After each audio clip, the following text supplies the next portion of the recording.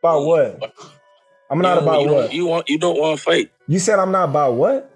You don't want to fight. Man, go to sleep. Go to sleep. Go ahead. You dreaming, man. You talking in your dreams, man. Fight. What about the Terence Crawford fight? I'm tired of answering questions about it. He already said it millions of times that he not fighting me or looking my way. So I'm just tired of answering them questions, you know. And if a fight happened, it happened. You know, I want it to happen, but if not, yeah. And there's like right now, you got Bozy Ennis in your weight class. Definitely. What do you think about him? Oh, he's very, very talented. He's unproven, but he's very talented. Yeah. You know, the eye test tells it all. You know, he's got the it, you know, but we haven't seen him against any elite fighter. We've never seen him tested. So until then, you know, we just going to keep saying, oh, boots, until he meet that fighter that's... Jaron Ennis, known as Boots, and Terence Crawford went face-to-face during a live interview, and the tension was immediate. Boots made it clear he's ready to move up and fight at 154 pounds right now, showing confidence and zero hesitation. But Crawford quickly pushed back, saying he's only focused on huge money fights and major events at this point in his career. You consider going back down to 154 and face Jaron Ennis, the guy who prepared Canelo Alvarez for this fight? Nope. I ain't going down 154. Then Terence Crawford turned up the pressure even more by saying Jaron Ennis still hasn't beaten anyone important enough to prove he belongs in the same class. That comment immediately got fans talking because this no longer sounded like normal fight talk. It felt personal, like both men had officially drawn a line and were heading toward a serious rivalry. For Avanesyan, you could for me. You jumped up out of my sanction body to go fight in the IBF. So what I know? If it don't matter, catch up. Yo, he picked Avanesyan. Catch up. Avanesyan was way under. You just said it don't matter. Catch up. I'm talking about before that. He not about it. We already know he not about what he's talking about. I'm not about what? I'm not about what? You don't want to fight. You said I'm not about what? You don't want to fight. Man, go to sleep. Go to sleep. Go ahead. You dreaming, man. You talking in your dreams, man. Fight. Terence Crawford made it clear he has no interest in easy tune-up fights anymore, while Jaron Ennis showed he's done waiting for his chance at the top. Their intense exchange left fans thinking the same thing. If these two ever officially agree to fight, the build-up and the action will be explosive. Then things got even more interesting when Boots' father, Bozy Ennis, stepped into the conversation like a dad arriving ready to defend his son and challenge everything being said. Man, listen closely. Make that fight. You know, we want that fight. You know what I mean? I said, you know, we wanted him or either Spence. It didn't make no difference. As long as we get the fight, we'll see where we coming from. Right now, we ain't worrying about Crawford. We're going to clean 147 now, and then we're going to move to 154. If he there and he got a belt, we coming after him. Simple. Man, he definitely didn't hold back. Bozy Ennis made it clear that Jaron Ennis never avoided Terence Crawford, and he shut down those rumors with pure old-school boxing dad confidence. He pushed back hard against the story being told, basically saying that if Crawford truly wanted the fight, he could have reached out directly instead of letting the talks go through so many people and creating confusion around the situation. Yeah, we're going to talk about it and we're going to discuss what we're going to do with with Terence and Boots. That's what, you know what I mean? I said, yeah, well, if you want to fight, just let me know. That's just what Steven said, right? And they said, well, we'll call you later on. Never called him back. That's what happened. So they trying to say that we never turned the fight. I talked to Terence last night.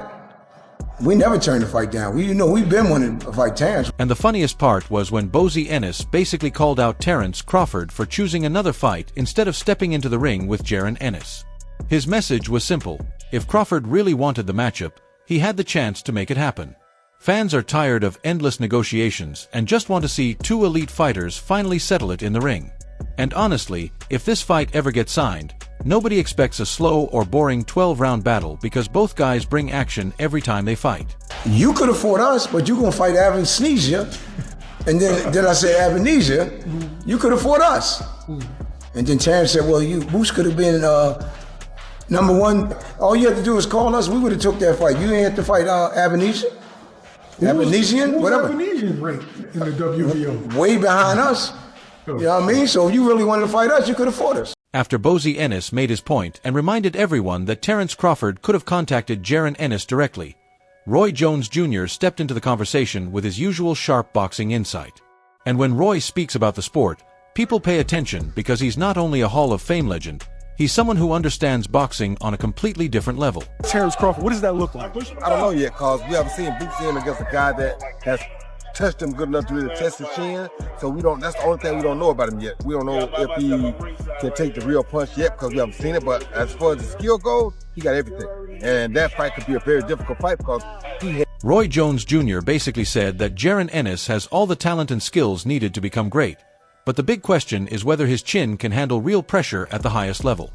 He pointed out that speed, movement, and flashy ability only tell part of the story because until a fighter gets hit clean by someone as sharp and dangerous as Terence Crawford, nobody truly knows how tough they really are. A guy is talented and has the skill level that Boots has. Anything can happen, but don't get it wrong, Bud has that skill level too, so it's great. Roy Jones Jr. explained that a fight between Terence Crawford and Jaron Ennis would be more than just exciting action because it would come down to high-level strategy where one mistake could instantly change everything. When a boxing legend like Roy says both fighters are operating at an elite level, fans pay attention. That's exactly why people are so hyped about this possible matchup. It's not only about speed, power, or skill. It's about seeing whether the young star can handle the pressure when one of boxing's best fighters pushes him to his limit. Reality is, Jaron Ennis didn't force his team to make this fight and say, listen, Steven, I'm signed to you and Showtime. I'm not signed to the PBC and Al Heyman. You need to do what's best for my career and make this fight happen. And he didn't do that. And the rest is history. Terence Crawford moved on. Jaron Ennis has looked nearly unbeatable so far, but Terence Crawford is the kind of opponent who tests every part of a fighter's game. Beating someone like Bud takes more than raw talent because it also requires perfect timing, patience, discipline, and toughness under pressure. If this fight ever happens, it won't just answer whether Boots is truly elite. It could also decide whether Crawford adds another major moment to his legacy or if a new generation officially takes over. Either way, fans win because matchups like this are exactly what keep boxing exciting. Just feel that Jaron Ennis against Terence Crawford is the fight. And that can be at 54, it can be at 60. You know, obviously we've got Lima to take care of first, but that for me is one of the great, crossover fights because Boots is the changing of the guard guy. And Crawford's the guy that's been there and done it all and just proved, that he's still very... Alright, so after Roy Jones Jr. praised Jaron Ennis as a complete fighter with only a few unanswered questions, Timothy Bradley stepped in with a reality check.